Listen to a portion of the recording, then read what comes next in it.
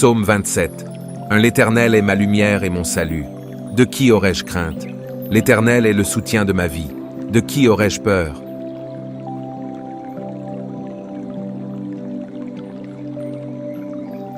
Deux Chroniques 7, 15 à 16. Mes yeux seront ouverts désormais, et mes oreilles seront attentives à la prière faite en ce lieu. Maintenant, je choisis et je sanctifie cette maison, pour que mon nom y réside à jamais, et j'aurai toujours là mes yeux et mon cœur.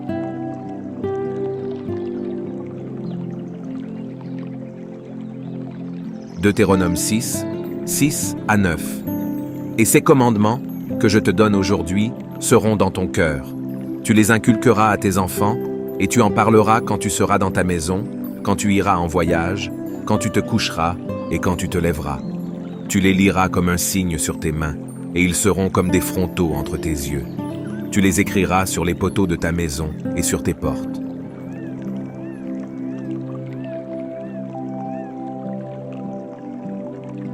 Ésaïe 43, 1 à 3. Ainsi parle maintenant l'Éternel, qui t'a créé, ô Jacob, celui qui t'a formé, ô Israël. Ne crains rien, car je te rachète, je t'appelle par ton nom, tu es à moi. Si tu traverses les eaux, je serai avec toi, et les fleuves, ils ne te submergeront point. Si tu marches dans le feu, tu ne te brûleras pas, et la flamme ne t'embrasera pas. Car je suis l'Éternel, ton Dieu, le Saint d'Israël, ton Sauveur. Je donne l'Égypte pour ta rançon, l'Éthiopie et Saba à ta place.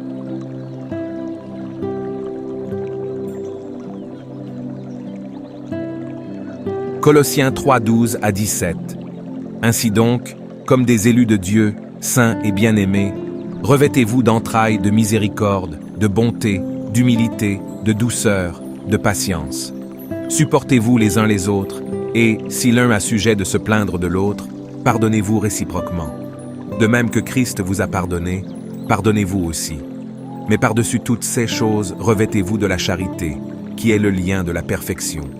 Et que la paix de Christ, à laquelle vous avez été appelés pour former un seul corps, règne dans vos cœurs. Et soyez reconnaissants. Que la parole de Christ habite parmi vous abondamment. Instruisez-vous et exhortez-vous les uns les autres en toute sagesse, par des psaumes, par des hymnes, par des cantiques spirituels, chantant à Dieu dans vos cœurs sous l'inspiration de la grâce. Et quoi que vous fassiez, en parole ou en œuvre, faites tout au nom du Seigneur Jésus, en rendant par lui des actions de grâce à Dieu le Père.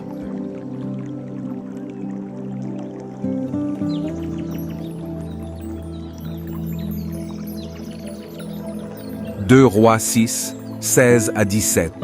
Il répondit, « Ne crains point, car ceux qui sont avec nous sont en plus grand nombre que ceux qui sont avec eux. » Élisée pria et dit, « Éternel, ouvre ses yeux pour qu'il voie. » Et l'Éternel ouvrit les yeux du serviteur, qui vit la montagne pleine de chevaux et de chars de feu autour d'Élysée.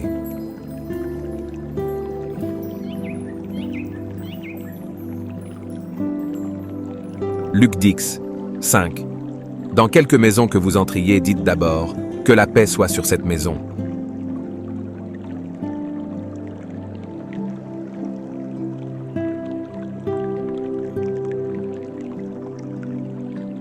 Deux. Samuel 7, 28 à 29.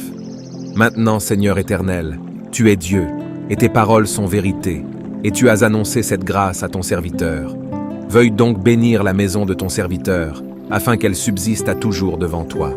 Car c'est toi, Seigneur éternel, qui as parlé, et par ta bénédiction la maison de ton serviteur sera bénie éternellement.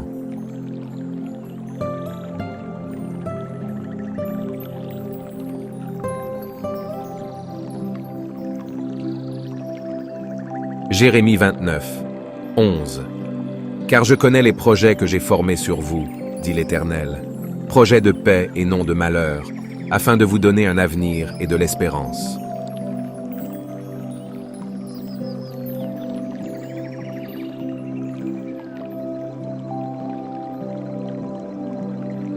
Proverbe 3, 33.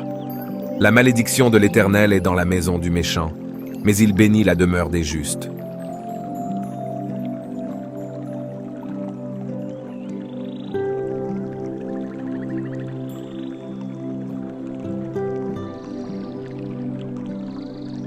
Ésaïe 41, 10. Ne crains rien, car je suis avec toi. Ne promène pas des regards inquiets, car je suis ton Dieu. Je te fortifie, je viens à ton secours, je te soutiens de ma droite triomphante.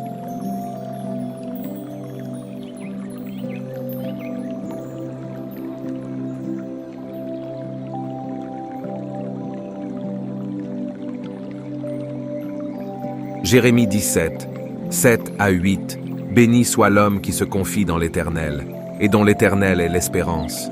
Il est comme un arbre planté près des eaux, et qui étend ses racines vers le courant. Il n'aperçoit point la chaleur quand elle vient, et son feuillage reste vert. Dans l'année de la sécheresse, il n'a point de crainte, et il ne cesse de porter du fruit.